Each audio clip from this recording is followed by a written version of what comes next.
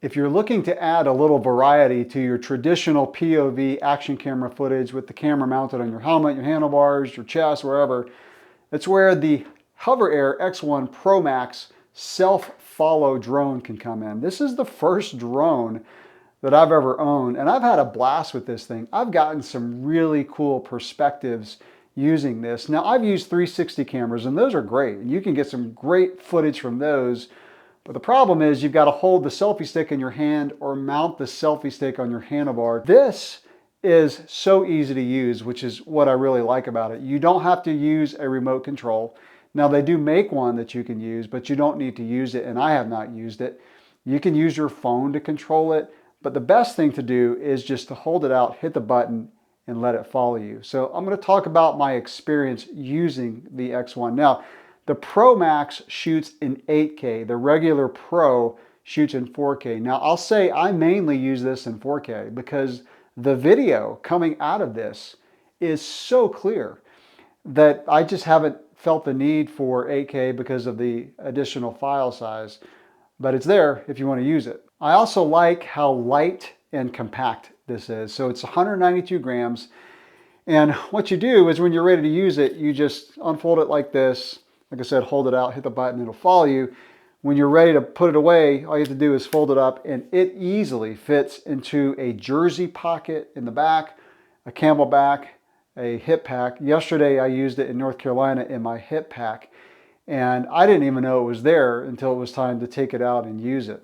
This thing goes 26 miles per hour or 42 kilometers per hour, so plenty fast for most of us. Now let's talk about the applications. Now, I've used it paddleboarding, I've used it mountain biking, gravel riding. Now when I used it for paddleboarding, I was a little nervous because I didn't want it to land in the water, but it has an omni-terrain mode. So the way that works is you just hold the drone out. After you power it on, you hold it still for about 30 seconds and it will read the terrain around you, and then it will know whether you're on land or water. Now, by the way, Hoverair just made a drone that actually lands on water. It just came out, and that is, if you use it on water, that's the way to go. But this thing will work over water. You just have to let it land in your hand. The battery on the Hoverair X1 Pro Max lasts about 15 minutes, and it's very easy to replace. So all you have to do is lift up the battery and it comes out. So I'd recommend getting a couple batteries for this if you're going to get one of these. They do make a charging hub which can charge a couple batteries at one time. I'll show that with the other accessories that you can get for this at the end of the video. Now this thing has sensors on it to sense obstacles around it. So there's a sensor on the back, there is one underneath, and of course one in the front. So using it in open spaces, it's no problem at all. Using it on gravel roads, I've been able to use it in front of me, to the side, behind me, and it's been great. Like I said, it's gotten some great perspectives, and you can set it to be like high, mid, low. So it's got a lot of different settings that are easy to change, and I'll show that coming up on the drone itself. You can also use the app, and I'll show you the app too in this video. Now for mountain biking, it's hit or miss if you ride with a lot of trees. Now, if you ride on the West Coast, if you're doing wide open jump lines, pump tracks, you're fine. It's where there's branches that come over the trail that you can have some problems. So the sensors can pick up trees, but the branches of the trees, sometimes it doesn't see those and it will crash. I was using it yesterday on a trail called Black Mountain here in North Carolina, and it did great for about 30 seconds, and then it hit a branch. Also, if you are going around a corner and there's trees on the outside of that corner, sometimes the drone will swing wide and it can hit a tree, and that happened yesterday, but it's durable.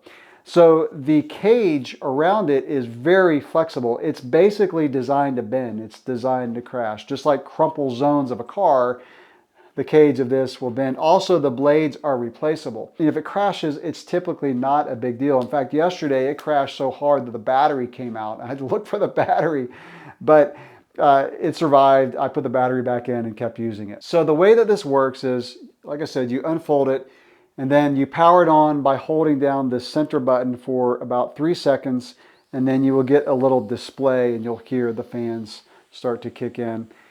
And then you select your mode. and I'll talk about the different modes because it's got some really cool modes that are really fun to use. So you get that little tone. Current mode, hover. So it says it's in hover mode.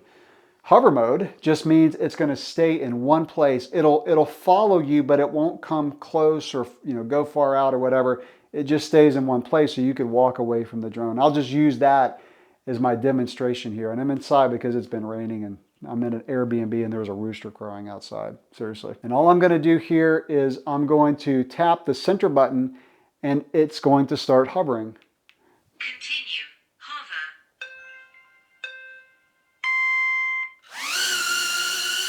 There we go. So I can walk over here. Now the mode that I use the most is follow mode. And when you're ready for the drone to land, all you have to do is hold out your hand. It's going to land on your hand. That's it. It's so easy. So the follow mode is the one that I like the most. So I can keep hitting the buttons and it's going to tell me what mode I'm in. So zoom out.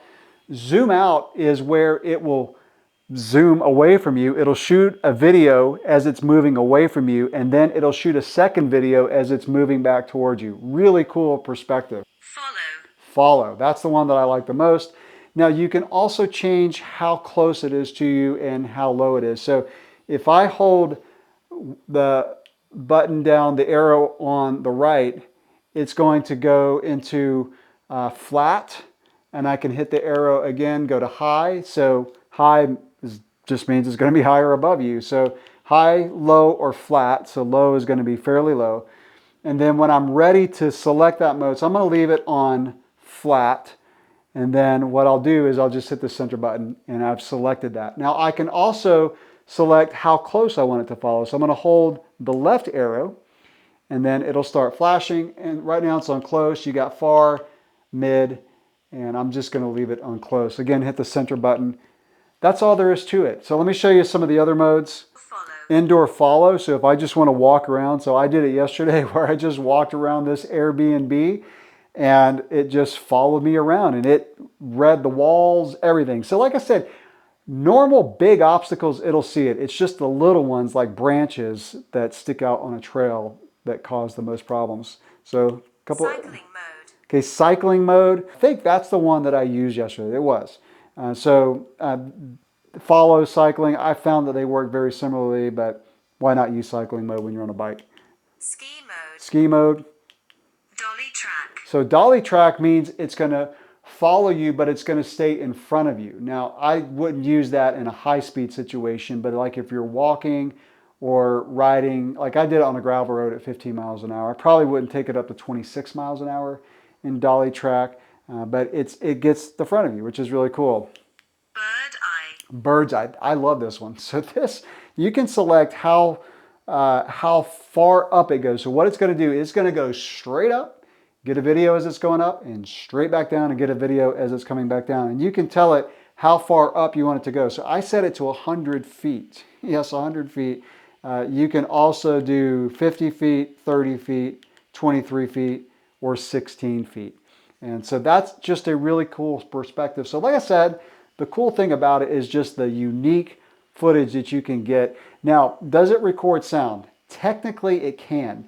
What you can do is you can use the app and turn on the microphone, and it will use the microphone of your phone when you have the app open. Now, I have not gotten that to work very well with my iPhone. I'm just going to be honest with you.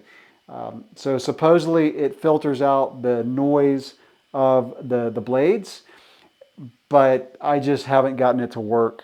So if you've used this and you've gotten it to work, let me know. Does it work better on Android? Orbit mode is nice. What it'll do is it will just basically do a 360 around you, and that will get some really cool perspectives. Now, I did that when I was doing a helmet review, and it, like I said, just a perspective that I haven't gotten before. Now I want to show you the app, which is very easy to use. All right, quick demo of the app. First of all, you'll see Omni Terrain not activated there at the top. That just means I didn't hold the drone out for 30 seconds in my palm to read the terrain to know if it's on land or water. So I'm gonna tap on hover settings. You can change your mode here. For example, let's look at bird's eye. I'm gonna tap bird's eye there in the middle, and I can set the altitude, so 50 feet, 100 feet, like I mentioned earlier in the video. Different, just different settings of each mode. I'm not going to go into this, but that's how you would get to it. You can use ND filters. I'll show the ND filters at the end of this video that you can get. So what you do is you tap it and you tell it what ND filter you're using. So 8, 16, 32, or 64. So if I were going to do 8, I would just toggle it on, and that way the drone knows that I'm using an 8 ND filter.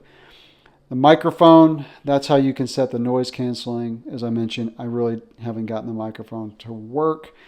And then just some other things like, you can do your firmware update, things like that. But I think, the thing that I use the app the most for is changing the mode. And, that way I don't have to toggle through the little arrows on the drone itself, and then the ND filters. To wrap up this video, I'll show you some of the accessories that you can get for the X1 or the X1 Pro Max. This is a beacon, and you can mount this on your handlebars, and you'll get a preview of the drone. Now, it does drain the battery life a little bit more when you're using this, but you can control the settings of the drone and, like I said, get a preview. I mentioned the charging hub, so it will charge 2 batteries at a time, and you can get a 65-watt charger for it. These are the ND filters, and they're very easy to replace on the camera. All you have to do is pop off one of the ND filters or the blank that's on it when you buy the camera, and you've got an 8, 16, a 32, and a 64. I won't really go into that, but ND filters will allow you to basically